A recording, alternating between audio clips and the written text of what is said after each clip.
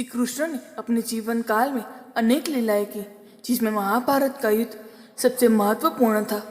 इस युद्ध के दौरान भले ही कृष्ण ने अस्त्र न उठाने का प्रण लिया हो, लेकिन अपनी बुद्धि चातुर्य से उन्होंने पांडवों को जिताने का भरसक प्रयास किया।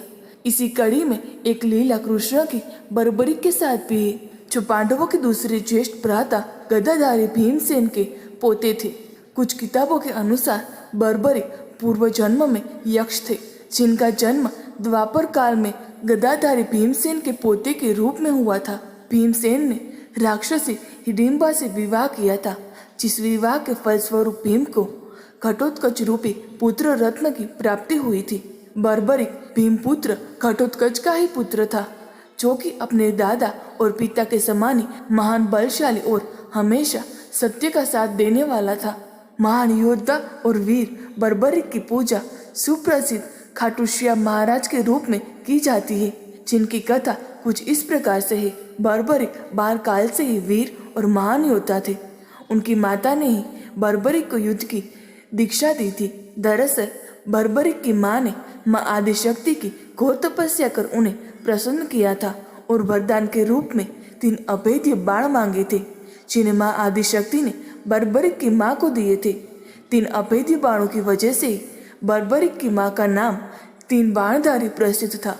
वहीं इन बाणों के साथ ही वाल्मीकि ने उन्हें धनुष प्रदान किया, जो बर्बरिक की मां तीनों लोकों में विजय प्राप्त करने में मदद कर सकता था। जब कौरवों और पांडवों के बीच युद्ध हो गई, इसकी सूचना बर्बरिक को भी प्राप्त हुई। ऐसे में बर्बरिक ने भी अपने प्रियजनों के साथ युद्ध में शामिल होने का निर्णय लिया और मां से विदा लेकर चलने को आतुर हुए। तब माता ने उनसे आशीर्वाद स्वरूप उनसे हारे हुए पक्ष की तरफ से युद्ध लड़ने का वचन लिया, क्योंकि बर्बरिक महान योद्धा और वीर थे। साथ ही उनके पास मां आदिशक्ति का दिया हुआ 3 बाण और धनुष भी मौजूद था। इसीलिए वो जिस भी सेना की तरफ से लड़ते, उनकी जीत सुनिश्चित थी। भगवान कृष्ण भली भांति जानते थे कि इस युद्ध में हार कौरवों की होगी और बर्बरिक को माता के वचन के फलस्वरूप उसी पक्ष की ओर से लड़ना होगा।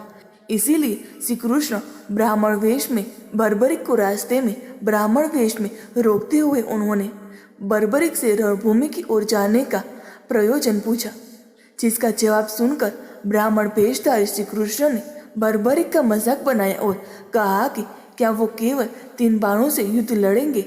तब बर्बरिक ने उत्तर दिया कि केवल एक बाण ही पूरी सेना को मार गिराने के लिए पर्याप्त है। साथ ही ये बाण कार्य पूरा करने के बाद अपने तर्कस में वापस भी आ जाएगा, और यदि 3 बाणों को प्रयोग में लाया गया तो तीनों लोकों में हाहाकार मच जाएगा। लेकिन ब्राह्मण वेशधारी कृष्ण ने इस बात पर भरोसा न करते हुए कहा कि अगर ऐसा है तो तुम इस पीपल के पेड़ के सारे पत्तों को एक ही बाण से भेद कर दिखाओ, जिसके नीचे हम दोनों खड़े हैं। बर्बरिक ने इस चुनौती को स्वीकार करते हुए तर्कश से एक बाण निकालकर ईश्वर को याद कर चला दिया। उस बाण ने क्षण भर में ही सारे पीपल के पत्तों को भेद दिया और श्री कृष्ण के पैरों के इर्द गिर्द नाचने लगा। दरअसल श्री कृष्ण ने एक पीपल के पत्ते को पैरों के नीचे छुपा लिया था, जिसकी वजह से वो बाण अपने लक्ष्य को पूरा करने के लिए ही वहां मंडरा रहा था। इस पर बर्बरिक ने उन्हें पैर को हटा लेने का आग्रह किया और कहा कि इस बाण से आपके पैर को भी चोट पहुंच सकती है।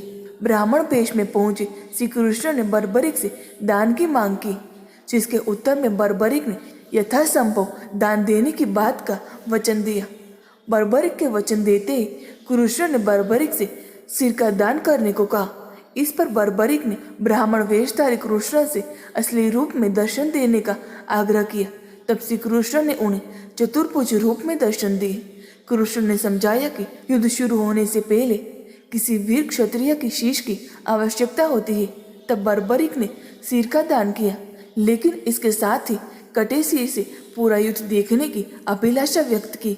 तब कृष्ण ने बर्बरिक के सिर को रणभूमि के समीप ऊंचे पहाड़ी की चोटी पर सिर को सुशोभित किया। वहीं से बर्बरिक के कटे सिर ने पूरे युद्ध को देखा।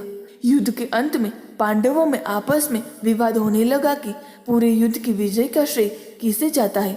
तब कृष्ण ने कहा कि बर्बरिक इस बात का निर्णय कर सकता है, क्योंकि उसने शुरू से युद्ध को देखा है।